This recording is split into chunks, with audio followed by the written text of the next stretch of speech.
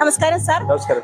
General education ഡിപ്പാർട്ട്മെന്റിന്റെ director എന്ന നിലയിലും ഈ കലോത്സവത്തിന്റെ ജനറൽ കോർഡിനേറ്റർ എന്ന നിലയിലും 2026 ഈ ഒരു കലോത്സവം നടത്തുന്നതിനുള്ള ഏറ്റവും വലിയ വെല്ലുവിളി എന്തായിരുന്നു സാറിന് തോന്നിയിട്ടുള്ളത്? ഇല്ല, ഇതാണ് എന്റെ ഫസ്റ്റ് കലോത്സവം. ഇതാണ് ഞാൻ ജനറൽ എഡ്യൂക്കേഷനുടെ ഡയറക്ടറായിട്ട് ചുമതലയെടുത്ത 5ാമത്തെ മാസമാണ് ഈ ഈവന്റ് നടക്കുന്നത്. വെല്ലുവിളി എന്ന് പറഞ്ഞാൽ ഇതുപോലെ ഒരു ഈവന്റ്, ഇതുപോലെ ഒരു സർക്കാർ ഈവന്റ് ഞാൻ 10 വർഷമായിട്ട് കേരള സർക്കാരിൽ വർക്ക് ചെയ്യുന്നു. ഇത്രയും വല്ല മാഗ്നിറ്റ്യൂഡില്, ഇത്രയും സ്റ്റേജസിൽ, ഇത്രയും കുട്ടികൾ, അത് കുട്ടികളാണ്, നോട്ട് അഡൾട്ട്സ്, കുട്ടികളാണ്. ഇത്രയും കുട്ടികളെ മാനേജ് ചെയ്ത് അക്കോമഡേഷൻ കൊടുത്ത്, ഫുഡ് കൊടുത്ത്, വേദികളിൽ ട്രാൻസ്പോർട്ടേഷൻ എത്തിച്ച് ഈ മൊത്തം ഈവന്റ് തന്നെ ഒരു വലിയ ചാലഞ്ചാണ്.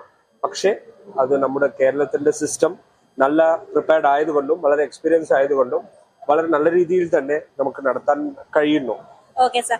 ഇപ്പൊ എനിക്ക് തോന്നുന്നത് നമ്മൾ ഹൈക്കോർട്ടിന്റെ ഒരു നിർദ്ദേശത്തിലാണ് ഇപ്പൊ നമ്മുടെ ഇവിടെ വേദികളൊക്കെ ഒരുക്കിയിട്ടുള്ളതൊക്കെ.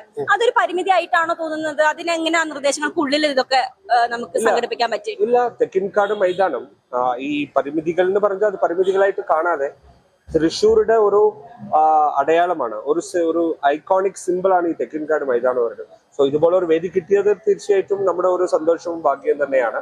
അത് ഹൈക്കോർട്ടിന്റെ ചില റൂൾസ് ആൻഡ് റെഗുലേഷൻസ് ഉണ്ടാവുമല്ലോ, അത് പരിമിതികളായിട്ട് കാണുന്നില്ല, അത് ഒരു ഡെറ്റായിട്ട് ഒരു പ്രോബ്ലം ആയിട്ട് കാണുന്നില്ല. അതിനുള്ളിൽ തന്നെ നമ്മൾ നല്ല രീതിയിൽ ബെസ്റ്റ് ഫെസിലിറ്റീസ് തന്നെ ഒരുക്കാൻ പറ്റിയിട്ടുണ്ടെന്നാണ് ഞാൻ വിശ്വസിക്കുന്നത്. ഇപ്പൊ വേറൊരു കാര്യം ശ്രദ്ധയിൽപ്പെട്ടിട്ടുണ്ടെന്ന് എനിക്കറിയില്ല, ഇവിടെ അധ്യാപക സംഘടനയുടെ പ്രൊട്ടസ്റ്റ് നടക്കുന്നുണ്ടായിരുന്നു തൃശ്ശൂർ കോർപ്പറേഷന്റെ അവിടെ ആയിട്ട്.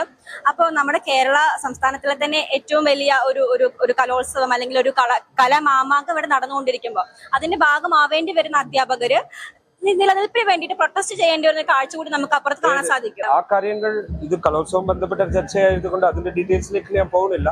ആ കാര്യം ശ്രദ്ധയിൽപ്പെട്ടിട്ടുണ്ടായിരുന്നോ? ഓഫ്കോഴ്സ്, അതാണ് നമ്മുടെ വർക്ക് അല്ലേ, ശ്രദ്ധയിൽപ്പെടാതിരിക്കില്ല. അത് സെപ്പറേറ്റ് ആണ്. ഇത് കലോത്സവം ബന്ധപ്പെട്ട ഡിസ്കഷൻ അല്ലേ, അതിൽ സർക്കാർ പൂർണ്ണമായിട്ടും നിയമപരമായിട്ട് ടീച്ചേഴ്സിന് സപ്പോർട്ട് ചെയ്യുന്ന നടപടികളിലാണ് മുന്നോട്ട് പോയിക്കൊണ്ടിരിക്കുന്നത്. സാറ് തമിഴ്നാട്ടിൽ നിന്നുള്ള ഒരാളാണ്. അപ്പോ നമ്മുടെ ഏഷ്യയിലെ തന്നെ ഏറ്റവും വലിയ ഒരു കലാമാമാങ്കം കേരളത്തിൽ, അതൊരു പ്രത്യേകത തന്നെയാണ്. അപ്പൊ നമ്മുടെ ഇന്ത്യയിലെ മറ്റു സംസ്ഥാനങ്ങൾ കൂടി ഇത് മാതൃകാപരമായിട്ടുള്ള ഒരു കാര്യമല്ല, അവിടെ കൂടി ഇത് അപ്ലൈ ചെയ്യേണ്ട ഒരു ആവശ്യകത തോന്നിയിട്ടുണ്ടോ സാർ? അതെനിക്കറിയില്ല, അത് ആ സംസ്ഥാനങ്ങളാണ് തീരുമാനിക്കേണ്ടത്. കേരള പോലെ ഇത്രയും ആക്റ്റീവ് ആയിട്ടുള്ള ടീച്ചർ സംഘടനകൾ, ഇത്രയും ആക്റ്റീവ് ആയിട്ടുള്ള ഒരു സൊസൈറ്റി, ഇത് തൃശ്ശൂർ, ഇത് ഒരു വകുപ്പിന്റെ ഉത്സവം എന്ന് പറയാൻ പറ്റുമോ? ഇത് നിങ്ങൾ കാണാമല്ലോ, വേറെ വകുപ്പ് മന്ത്രികളും കൂടെ തന്നെ ഫുൾ ടൈം ഉണ്ട്, എല്ലാ ജനപ്രതിനിധികളുണ്ട്, സംഘടനകളുണ്ട്, വ്യാപാരി വ്യവസായ സംഘടനകളുണ്ട്, എല്ലാവരും ഒരു കുടുംബം പോലെയാണ് പ്രവർത്തിക്കുന്നത്. അത് എല്ലാ സംസ്ഥാനത്തിലും സാധ്യമാണെന്ന് ചോദിച്ചാൽ ഇല്ല, അത് കേരളത്തിന്റെ ഒരു സ്പെഷ്യാലിറ്റിയാണ്. കേരളത്തിന്റെ സ്പെഷ്യാലിറ്റിയാണ് അപ്പൊ നമ്മുടെ കേരള സ്കൂൾ കലോത്സവം എന്ന് പറയുന്നത്. അത് ഞാനൊരു ഔട്ട്സൈഡർ ആയതുകൊണ്ട് വളരെ സ്ട്രോങ് ആയിട്ട് എനിക്ക് പറയാൻ പറ്റുള്ളൂ. അത് ഒരു കേരളത്തില് ഉള്ള ആ ഒരു ഐക്യം, ആ ഒരു കൂട്ടായ്മ വേറെ എവിടെയും ഞാൻ കണ്ടിട്ടില്ല, എന്റെ ലിമിറ്റഡ് അനുഭവം വെച്ചിട്ട്. Okay sir, thank you for the time. Thank you.